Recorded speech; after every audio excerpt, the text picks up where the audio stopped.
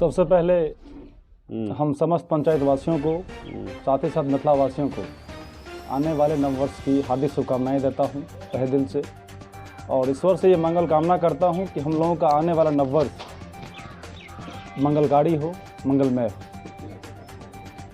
और मकर संक्रांति का भी समस्त पंचायत वासियों को इसका भी हार्दिक बधाई तहे दिल से। अच्छा, वर्तमान में आप क्या करते हैं, ये परिचय दीजिए। मेरा नाम अनिलेश कुमार झा हुआ, मुझे लोग बिट्ठू नाम से भी जानते हैं। मेरी वाइफ अभी इस वक्त जन वितरण प्रणाली व्यवस्था से जुड़ी हुई है। मैं ग्रेजुएट हूँ, 19 ऑनर्स किया हुआ हूँ और विगत 5 सालों से पूरे पंचायत का जन वितरण प्रणाली व्यवस्था से लोगों की सेवा निष्पक्षता के साथ करते आ रहा हूँ। ये बताइए कि जन वितरण प्रणाली आपके यहाँ चलती है जी, तो आपने किस प्रकार अपने जहाँ तक आपकी सीमाएं हैं वहाँ तक लोगों को जन वितरण में सहायता किया?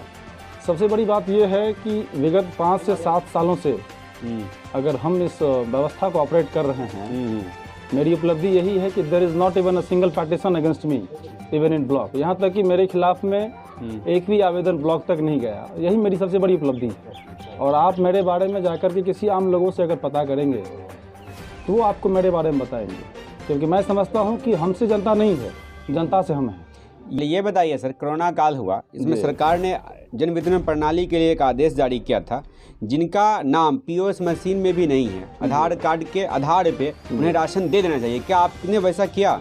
ठीक, सबसे बड़ी बात यह है कि सरकार के कहने में, कथनी में, करने में बहुत अंतर होता है। सरकार ने आदेश किया था शुरुआती क्षणों में कि जिसके पास राशन कार्ड वगैरह नहीं है उसको भी राशन उपलब्ध करवाना है। हम लोगों को भी लगा था कि सरकार राशन उसके सापेक्ष में देगी, लेकिन सरकार ने ऐसा नहीं किया। फिर भी हमने जैसे तैसे करके लोगों से ही कुछ संग्रह करके कुछ ऐसे व्यक्तियों को भी राशन उपलब्ध करवाया जिनके पास राशन कार्ड नहीं था। इस बात के लिए शुक्रगुजार हैं सरकार के कि उन्होंने इस महामारी में लोगों को फ्री में अनाज दे करके जिस प्रकार जैसे तैसे करके लोगों को जिलाने का काम किया है। इस बात के लिए हम सरकार के भी शुक्रगुजार हैं। आप एक युवा हैं जी, और लगातार पंचायत में ऐसी कुछ प्रतिक्रिया चल रही है कि आप पे इस बार 2021 में मुखिया प्रतिनिधि हैं, तो आपके राजनीति में आने का क्या उद्देश्य रहा? देखिए, सबसे पहले मैं बता दूं कि मैं आज तक कभी ऐसा सोचा नहीं था कि मुझे पॉलिटिक्स में आना होगा, कि आना पड़ेगा, लेकिन परिस्थितियां कुछ ऐसी बनी जिससे विवश होकर के मुझे आज पॉलिटिक्स में आना पड़ रहा है।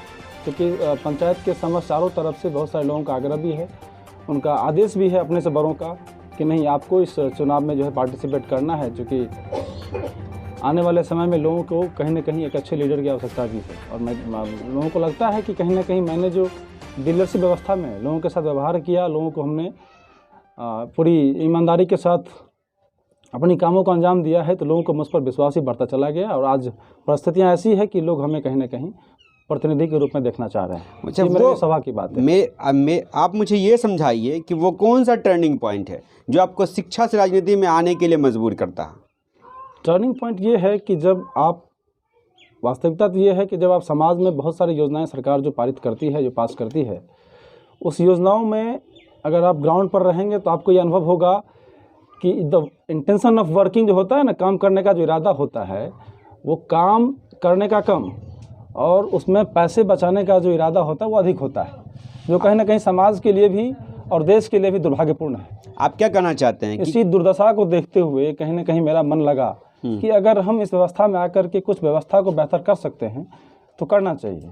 और सबसे बड़ी बात यह है कि दुनिया चेंज हो रहा है, द वर्ल्ड इज चेंजिंग। दुनिया मैनुअल टू डिजिटल होते जा रहा है।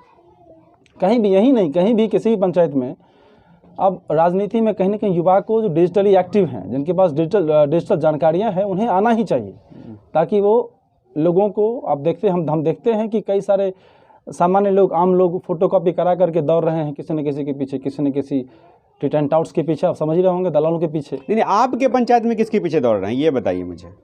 अब किसी व्यक्ति विशेष का नाम लेने से बचना चाहेंगे, कारण ये है कि मान लीजिए 1% लोग तो है नहीं, कई सारे ऐसे लोग हैं। जैसे वर्तमान के जो मुखिया जी, उनके साथ भी कुछ ऐसे लोग हैं। भूतपूर्व मुखिया जी हैं, उनके साथ एक पड़ोस के गाँव के एक व्यक्ति हैं, इनका नाम लेना हम उचित नहीं समझते हैं। फिर भी आप क्या कहना चाहते हैं कि वर्तमान और भूतपूर्व दोनों मिलकर के ये जो होती है लेन देन की प्रक्रिया में शामिल है क्या? आपको ज्ञात हुआ होगा, पब्लिक के माध्यम से आपको ज्ञात हुआ भी होगा, और हम भी ये कंफर्म कर रहे हैं कि शौचालय में प्रधानमंत्री आवास योजना जैसे कितनी भी योजनाएं अगर सरकार दे रही हैं तो कहीं ना कहीं जो है उसमें उस योजना को पास करने के लिए आम लोगों की योजनाओं को उससे मोटी रकम वसूली जा रही है। प्रधानमंत्री आवास योजना में तो ये भी सुनने में आया है कि एक सामान्य व्यक्ति से 20 से 25 हज़ार टका भी लिया जा रहा है, जो काफ़ी दुर्भाग्यपूर्ण है। इसी बात को देखते हुए हमें कहीं ना कहीं लगता है कि नहीं, इसमें कुछ ना कुछ बेहतरी लाने के लिए प्रयास किया जाना आवश्यक है। अच्छा सर, ये मुझे बताइए जी कि योजनाएं तो गांव में बहुत सारी हैं जी, क्या आपके पंचायत में योजना धरातल पर होती है, कागज़ पे होती है?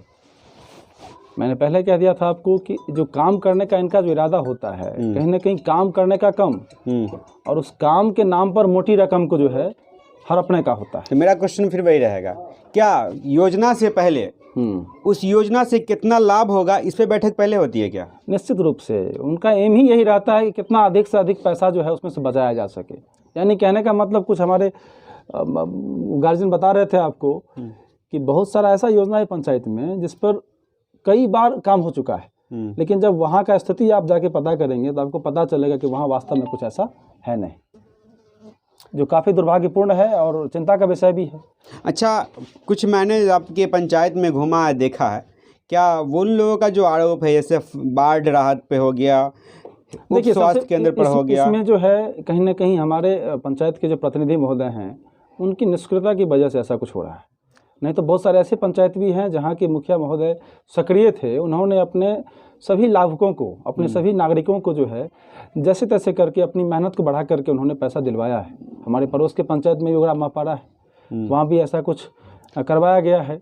हमारे गांव के अधिकांश लोग इन सारे लाभों से वंचित रह जाते हैं। सीधी सीधी बात यह है कि इनमें उनका व्यक्तिगत स्वार्थ पूर्ति नहीं हो पा रहा है, नहीं हो पाता है।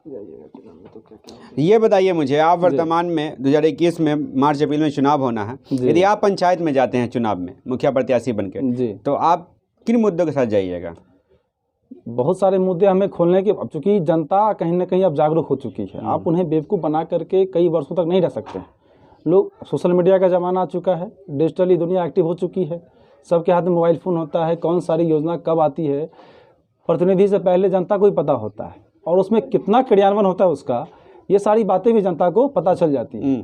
तो मुझे बहुत कुछ बताना आवश्यक नहीं लगता है कि पड़ेगा, फिर भी जो बताने की बातें होंगी, आपको बताया गया है कि जितनी भी योजनाएं किया गया है उसमें कितनी पारदर्शिता रही है, कितना ईमानदारी से किया गया है, वो सारी बातों को फिर से एक बार जनता के सामने रखा जाएगा।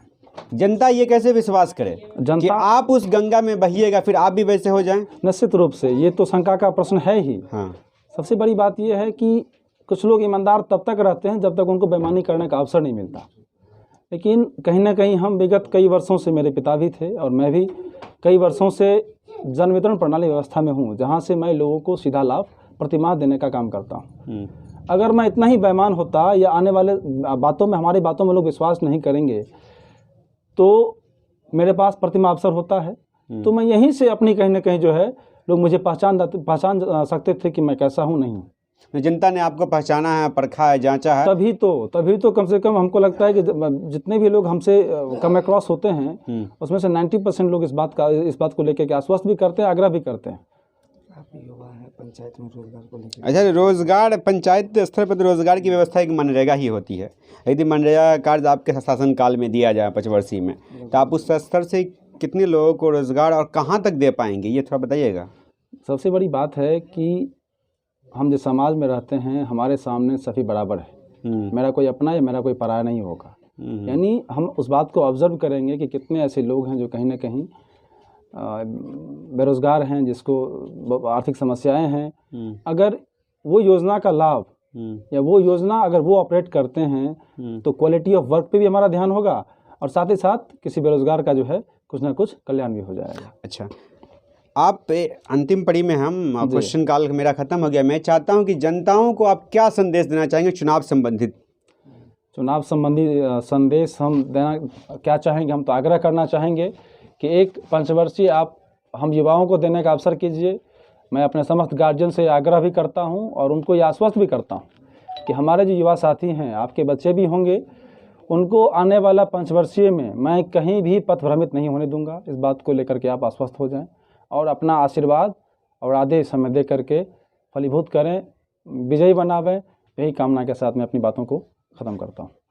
खबरों पर बने रहने के लिए बेल आइकन लाइक और